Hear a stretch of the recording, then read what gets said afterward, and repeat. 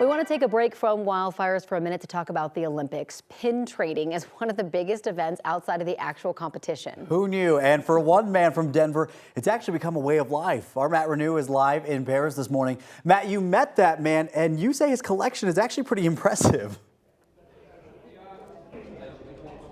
You're right, Jordan and Corey. You know, his name's Jim, and he loves the Olympics, loves all things Olympics. He's been to 9 Olympic Games, so of course he's going to be in Paris. There he is, right there. And over the years, Jim has collected an impressive collection of Olympic memorabilia and Olympic history.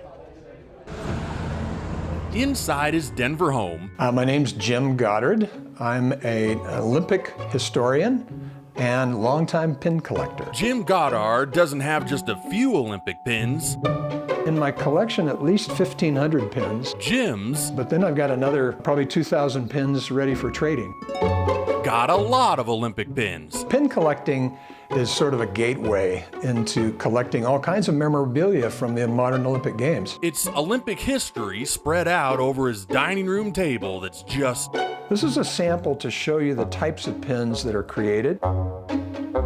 A fraction of what he's compiled over the years. Let's start with the history of it. He's got old pins. This one's really unique. I've never seen another one like it. New pins. Recently, they've started to make 3-dimensional pins. Odd pins. How does that happen? Even pins from the Denver Olympics that never happened. Leading up to the 1976 bid for the Denver Games, there were a number of different pins created for Denver, but that's another story. There are press passes from Olympic Games. There's a press badge from Rome, 1960. And he's even got a couple Olympic torches in an Olympic museum stored in Jim's house. Oh, I don't think I would call it a museum. I would call it a display of my disease.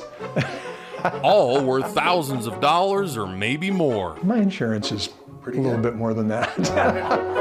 And while you'd think his most valuable piece in this impressive collection is the 9 News Tokyo pin, my favorite about this is that I got this from Matt Renew. It's actually a 76-year-old piece that's a little more substantial. The pièce de résistance would be a 1948 London torch. And now Jim's looking to add to his acquisitions by heading to Paris. It's always fun to reconnect with other collectors that I know around the world.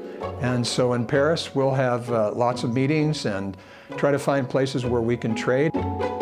With a passion that Jim says goes well beyond just collecting pins. Every pin has a story. And is more about preserving Olympic history. I became more of an historian because I was curious about the stories behind the pins and the objects.